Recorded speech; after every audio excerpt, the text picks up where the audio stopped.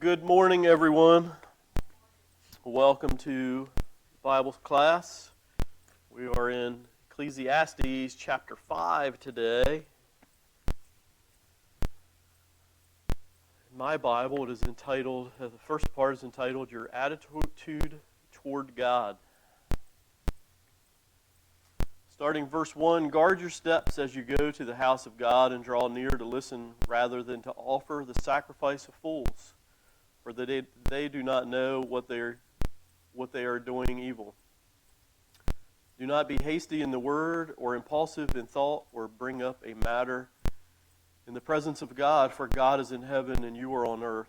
Therefore, let your words be few. For the dream comes through much effort, and the voice of a fool through many words.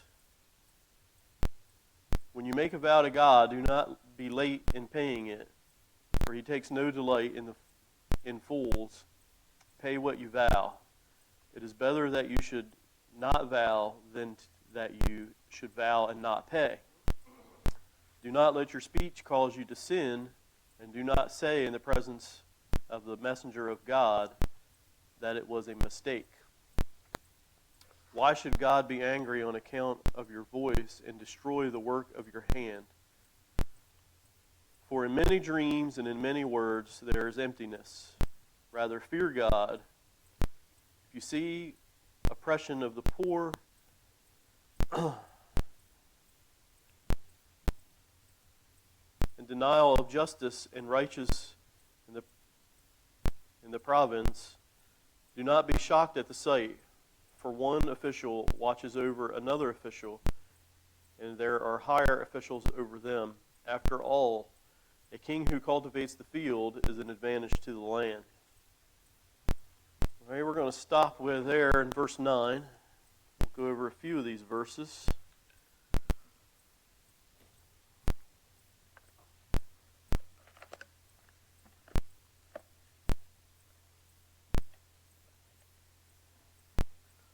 After examining various types of men in this life, Solomon turned his attention to one more type, the worshiper.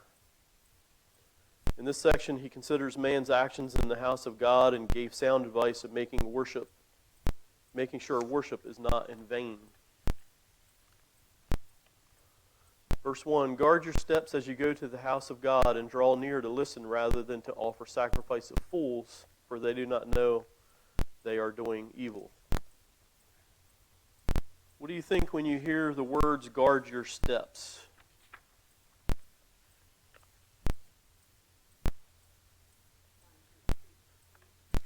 Mind your P's and Q's. Okay.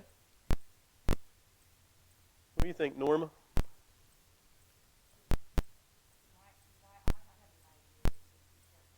Be careful.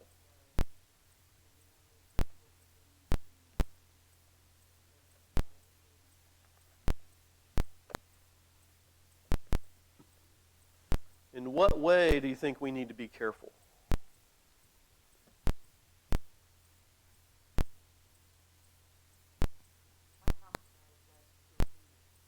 To obedience. Be careful to obedience, to obey God. Okay. Were you going to say something? You're getting your mask ready.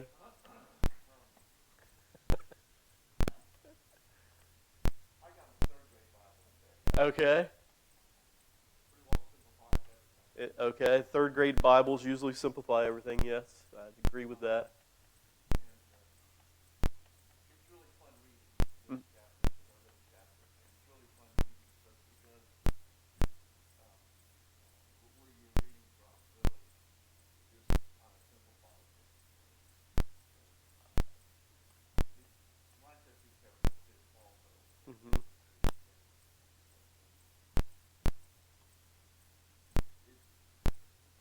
It's a lot less sometimes confusing. Mm-hmm. I mean, when we're looking for something that Solomon has said that can give us some insight. I don't know, this translation really flat out says it, he doesn't walk around this stuff. But sometimes it's fun if you're reading something Mm-hmm. to not get every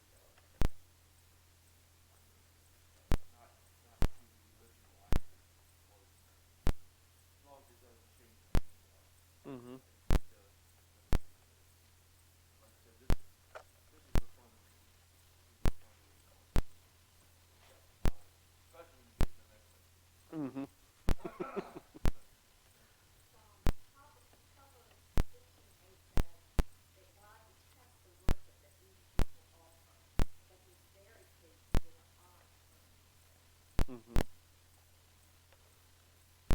So, what should you be thinking about and concerned with while entering the house of God? You should be concerned with worshiping God. The sacrifice was just what they had to do. It did not, he could have just did that with no feeling whatsoever Mm-hmm. or with honest feeling. So it's one of those acts that you do. It's like taking a little bit of grape juice and a piece of cracker. Mm-hmm. If that's what it is to you, then you're worshiping the Savior. But if you're actually thinking about it and realizing that it's symbolizing, Yeah. it's not a full worship. And it's not worship. It's not worship. So you can sacrifice out of habit, not out of pure of heart. Yeah.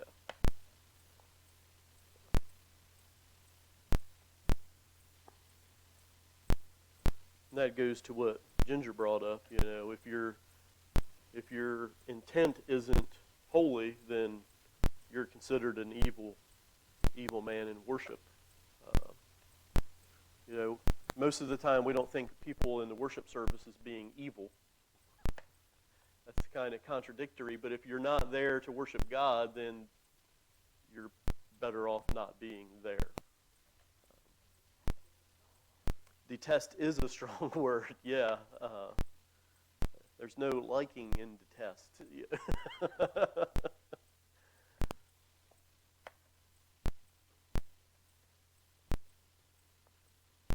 All right, my commentary here points up the tragic aspect in this is they do not know they are doing evil. So, yeah, you know, um, they're where they're supposed to be. They're dressed how they're supposed to be. They're in the right location. You know, they're in the presence of God, but their heart isn't in the presence of God. I think that's where this is alluding to here.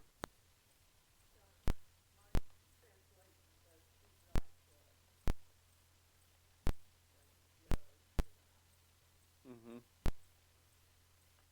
Make sure you're walking correctly. Yeah. Um,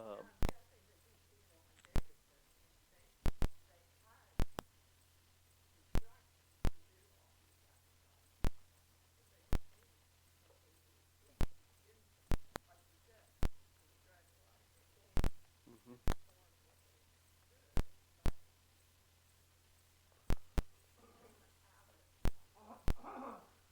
Yeah. Mm-hmm. I was thinking about Jesus in his entering the temple and seeing what was going on and becoming angry and turning the tables over.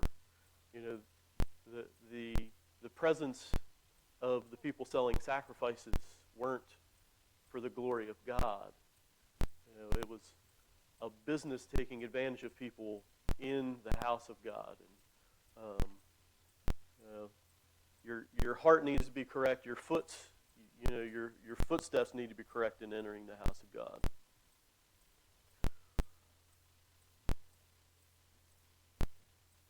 In learning to guard his steps, a worshiper must heed 4 cautions. Think before speaking. A lot of times we fail in that. Think before acting. So think before speaking. Do not be hasty in word. Do not be impulsive in thought. Is thinking before acting. Think of your position in relation to God. God is in heaven and you are on earth. He is God and you are not. He is almighty and you are not.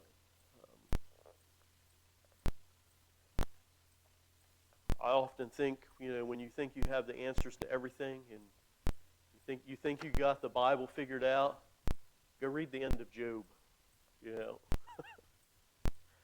Where were you when the boundaries of the ocean were made?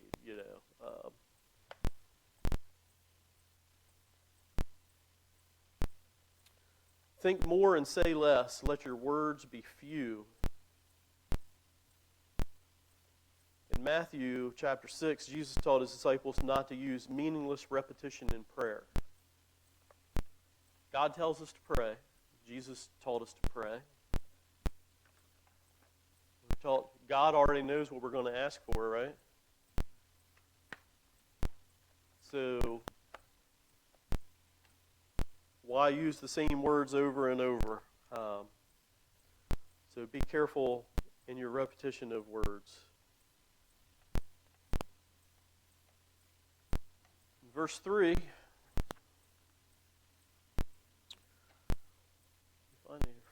For the dream comes through much effort, and the voice of a fool through many words. This verse begins with 4, and logically linking the thought of that of verse 2, Solomon was drawing a parallel. What hinders one from a restful sleep is the dream. Is the mind preoccupied with the affairs of the day? Equally, what hinders one from effective and accepted worship is too much talking and not enough listening. You ever had a lot to do at work, Joel, and not be able to sleep? And that's all you think about is what you have to do the next day? Uh-huh. So, and you look at the clock and you see what time it is, you think, if I go to sleep right now, I'll have 5 hours sleep. And then 30 minutes later, you're thinking, if I go to sleep right now, yeah. I think this goes back to the first verse. You shouldn't take these thoughts with you as you're entering the house of God. So my translation says, verse 3. Mm-hmm. The saying is true. Bad dreams come from too much worry, and too many words come from foolish people. I mean, that's what you said after you read that verse. But Mm-hmm. that's how my Bible says it. Mm-hmm. I don't know. It makes it real simple that way. Yes.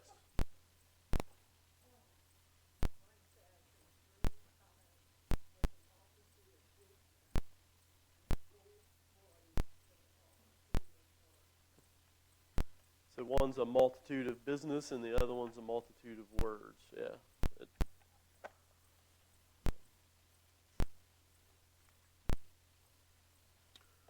Verse 4, another way of serving God addressed here is the making of vows. You ever made a vow to God, David? Not very often. Not very often. I'll try to do this. I'll try to do this. This way, help me to do this. That kind of thing. I promise you, I will never something. Mm-hmm. Do you consider it a vow when you proclaim Jesus is the Son of God and become baptized?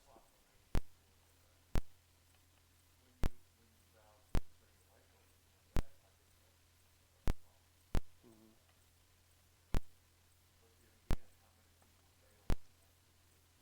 Daily. Yeah.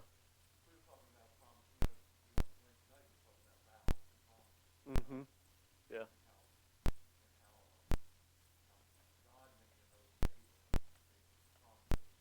And fulfilled it. And he said, but then later on, Jesus says, let your yeses be yes and your no's be no. So there's no need for I, quote, swear to you. Right. Kind of thing. There's no Yeah. need for that. Because your yeses, as Christians, our yeses should be yes and our no's be no. Yeah. Yeah, we should be a person of our word, and our word should be enough not to have to. Yeah. Don't try that with the car dealership. They don't work. Yeah. Car dealerships are different.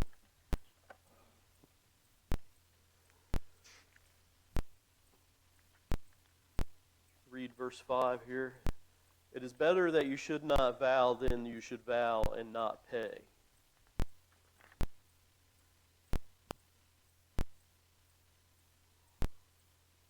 Do not let your speech cause you to sin, and do not say in the presence of a messenger of God that it was a mistake. Think it pleases God when you make a vow to God and don't fulfill it?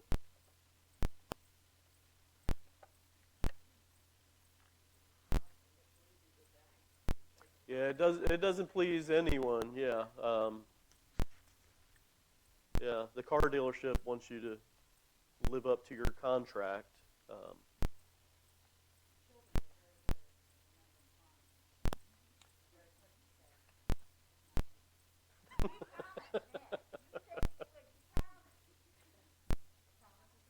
She didn't sound anything like you, Daniel.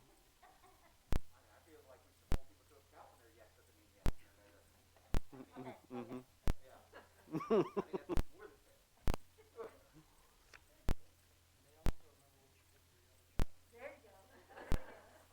That's not fair. That's not.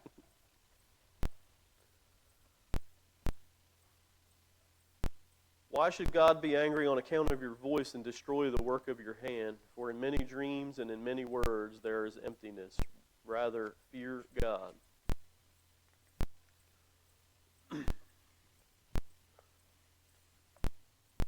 So if you make a vow to God and you don't live up to it and your voice is causing you to sin and that doesn't make God happy,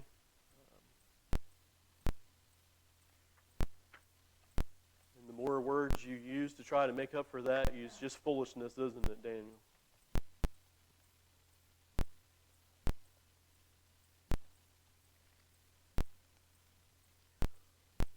Who do you think the messenger is referring to here?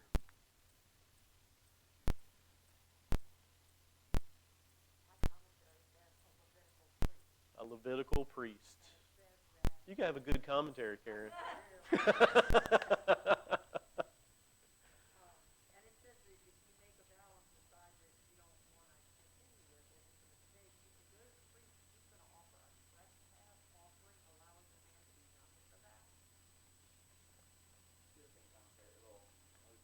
Yeah. Yeah. Verbatim what Black says.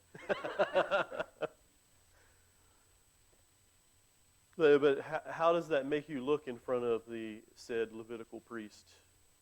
When you go to the priest and you make a vow saying you're going to do a certain thing, and then you have to go back and say that was a mistake. I'm not going to be able to do the certain thing. This also references Leviticus 5, 1-4, that he knows on that because for God will not be done with the matter, for he will render the man unsuccessful. So that's not enough just to say, you vow something, you go, I'm done with that now. Let me go offer a trespass offering. Mm-hmm. Solomon is saying that's not the way that should be done.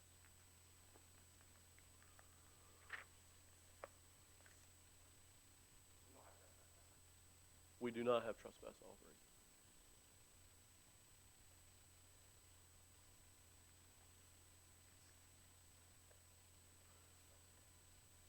He can be angry. God will make a person pay. That is, he can destroy the work of his hand for promises that are not kept. He may not bring punish immediately, but he will certainly do so in the day of judgment.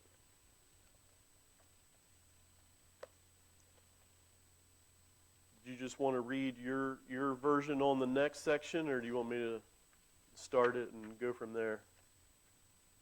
I really like the starting in verse 10, 10 through the end of 17. That's more Okay. you want verse 6. You still have. So I have a question. Yes. Your commentary talks about this being an eternal punishment rather than a physical punishment. I believe it's stating that while on earth you will be punished with your way of life, and eternally you'll be judged for what you've done. I believe that's the way it's stated.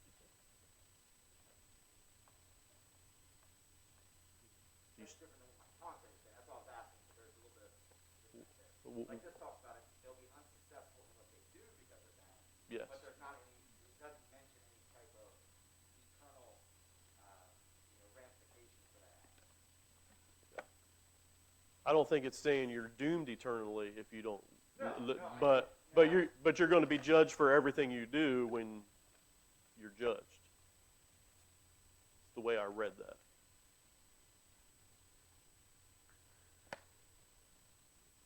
All right, verse 8, if you see oppression of the poor and denial of justice and righteousness in the province, do not be shocked at the sight, for one official watches over another official, and there are higher officials over them.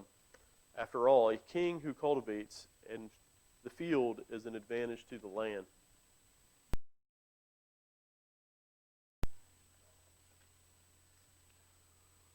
So here Solomon considers various aspects of government, and he first addressed the various levels of government, noting how levels are frequently filled with corrupt officials. That only happened back then. We don't have any of that today. Yeah. That ended in the Old Testament, of course. Yeah.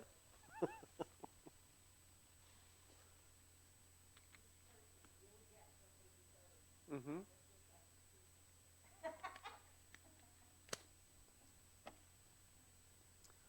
Sometimes just knowing it has to be enough.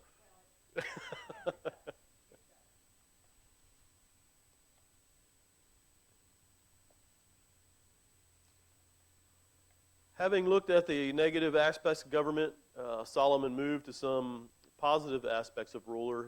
His introductory, after all, in verse 9, confirms a connection with verses 8. Some kings are an advantage to the land. This statement has provided much difficulty for translators and commentators. This thought seemed to be, in spite of government corruption, a king who makes sure that the land is productive or cultivates his field, at least provides some blessing, such as food for the people. Therefore, his reign has an advantage.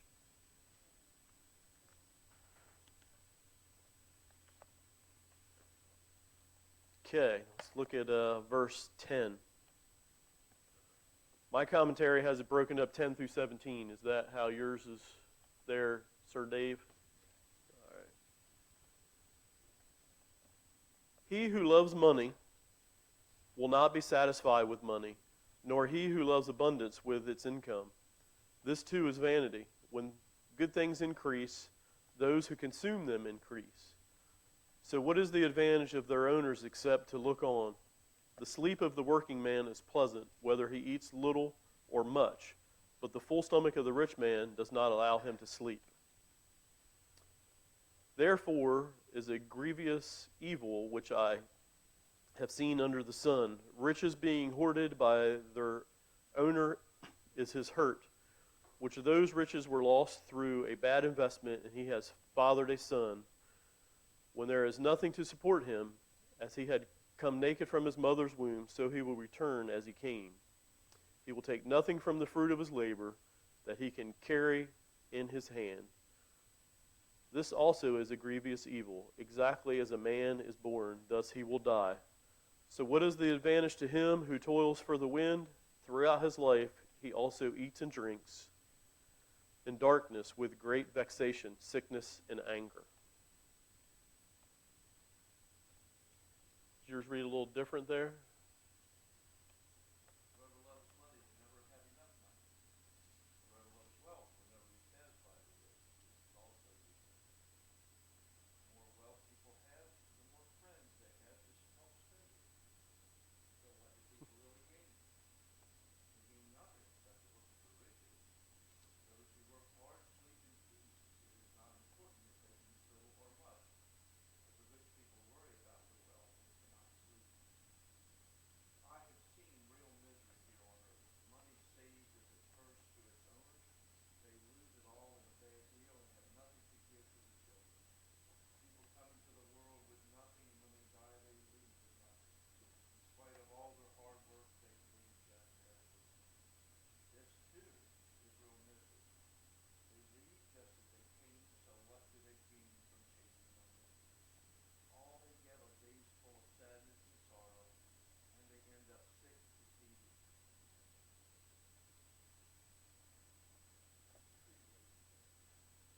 He says it's third grade translation. This is my New Century Version. New Century Version.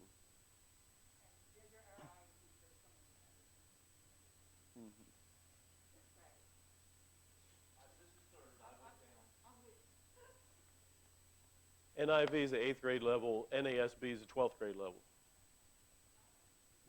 You're smart with my version right now.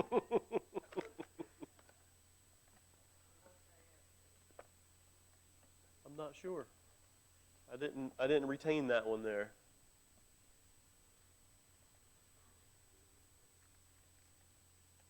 So, what your mind is focused on, yeah, it plays it plays an effect on how your life proceeds. Don't we all know people like that? I used to work for a dentist. He had a lot of money, he made a lot of money, and it just was never enough. Never. Mm-hmm. Never. Every year, well, we didn't do very well. Mm-hmm. Never enough. Yeah. Verses if you include 18 in your full commentary. He kind of sums it all up in 18, which we saw before. He said before. Yeah. Yeah. It doesn't in this section. It does, yeah. 18 through 20, it's summed up, yeah.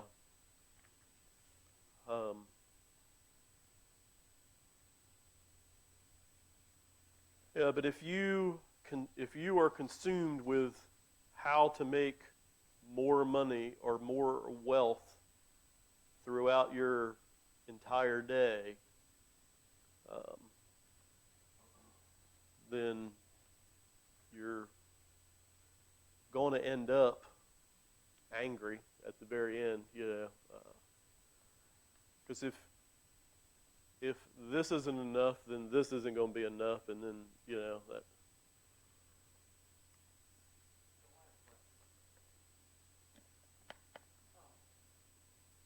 Some verses in Ecclesiastes are grouped together like almost poetry, Mm-hmm. and then others are grouped as like poems, Mm-hmm. so not idyllic or anything like that. Karen, is your commentary, is it in a quote from someplace? It can't be a quote from something unless it's not from a biblical quote.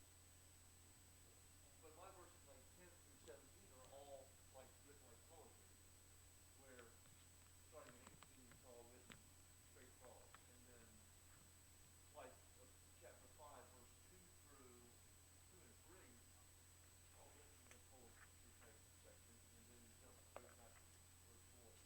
Is there a reason for that? I feel Solomon had ADD with his thoughts. Yeah, he's back and forth on thoughts, and then he jumps to another thought, and then he back to the thought that he started out with.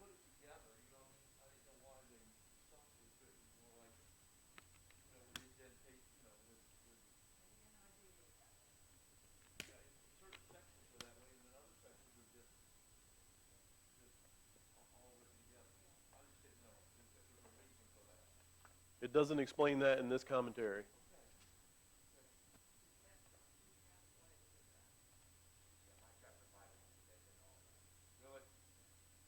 You have NASB? Yeah, a time to kill, a time to save, that all is, and then Right. most of chapter 7 is, the beginning of chapter 7, what that's is. So, you know, my chapter 7 and the other, a time for this, whatever there's a time for, but then Mm-hmm. this section, 10 through 17, is that way also. I just didn't, I'm sure somebody knows somewhere, but I just didn't, I don't know, I have no idea. A lot of times it's a quote from something, you know, Right. when they do that separately like that. Right. Well, the New Testament especially, when Jesus does it, it's oftentimes a reference back to the Old Testament. Yeah, right. Mm. Yes.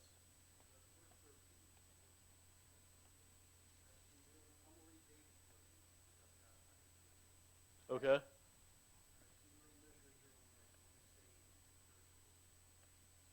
Mm-hmm.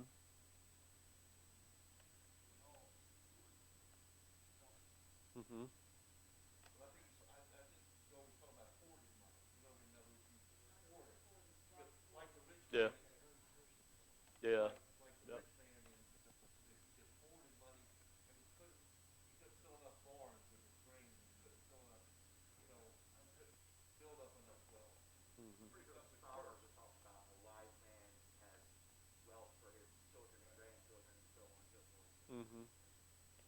if I'm saying guy. Yeah. Yeah. Yeah. I don't think you can't say much. Because there's many examples of men who followed God in the Old Testament who were blessed beyond anyone else around them. Yeah. The Jobster. So I don't think you can take that as having money is wrong. It's your whole entire life devoted to making more money. That's all you can think about is I need more. And more specifically, not enjoying the fruit of your labor. That's what the song's focused on, not any kind of religious focus. Right. If all you're thinking about is more money, and how to obtain that, then you're not enjoying the family around you, the things that you've already acquired, or anything like that. You're just obsessed with let's collect more. Yeah.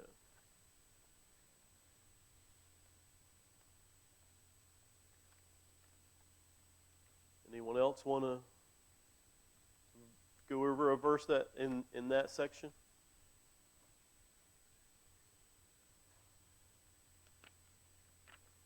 Okay.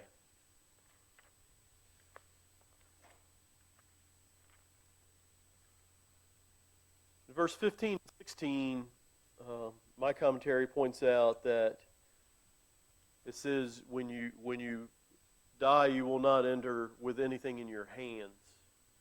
Meaning, you're not going to go to judgment with, holding a stack of cash or, gold, whatever.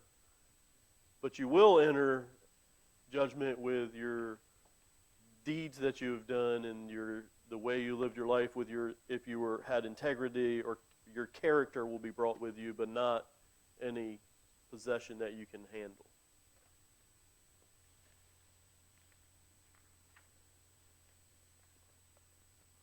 All right, 18 through 20. Here's what I have seen to be good and fitting: to eat, to drink, and enjoy oneself in all one's labor in which he toils under the sun during the few years of his life which God has given him.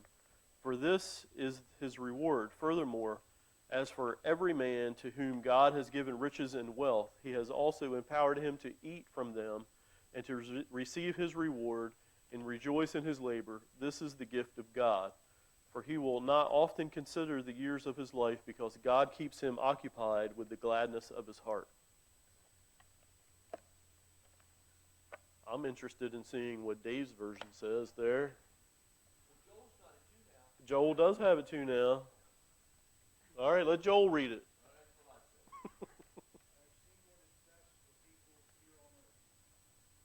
They should eat and drink and enjoy their work, because the life God has given them is short.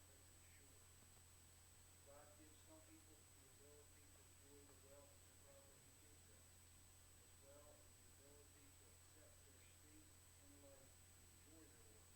They do not worry about how short life is, because God keeps them busy with what they love. Okay. You like that? It's fun reading. Uh-huh. Mm-hmm. What version? New Century Version. But it's sanctioned because I bought it in Florida.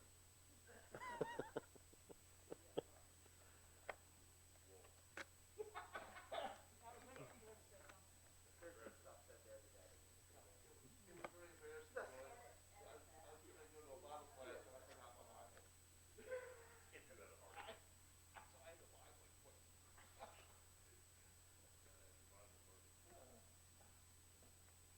So that pretty much sums it up, Enjoy your day, enjoy what you're doing, enjoy what you have, pay attention to that, and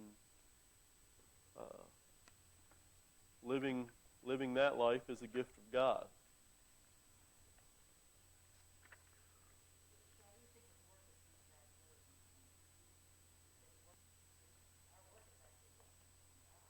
Mm-hmm. I was gonna say that, a bad world of work. Mm-hmm. And many people who love what they do Yes. and are blessed with a good income, Mm-hmm. but they're more concerned with loving what they do and doing it well than they are with the money that it provides. Mm-hmm. Yeah. Yeah. You They're blessed. you have to like what you do, or you will be a miserable person. Um, At least look for the aspect of it. yeah. Right. I'm always saying, There's always, yeah, whatever job you have, there's always something that's not likable about the job. Um, but I think I shared the first week in this. I think it was Steve Harvey. I saw a comment that he made, and it said, if you have to hit the snooze button 5 or 6 times before you get up and go to work, you need a different job. You know, if you're not looking forward to getting up and going to work, then you should change careers. You know, in verse 19, God will some people, the ability to enjoy the will and purpose of his dreams, as well as the ability to accept their state of life.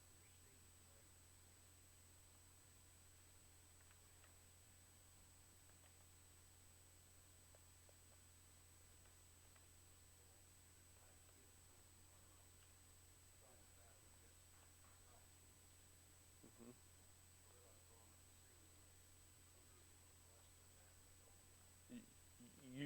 You have the choice to be happy with your work or not. You have the choice to. Mhm. What do you think, Daniel? start getting into translation thing, because mine reads a little bit differently than that. Mm-hmm. Verse 19 says, furthermore, as for every man to whom God has given riches and wealth, he has also empowered him to keep from them and to receive his reward and rejoicing later. So, Mm-hmm. for those who have that, Mm-hmm. the point is he has empowered them to enjoy them. So Mhm. it's not like God choosing who has riches and not.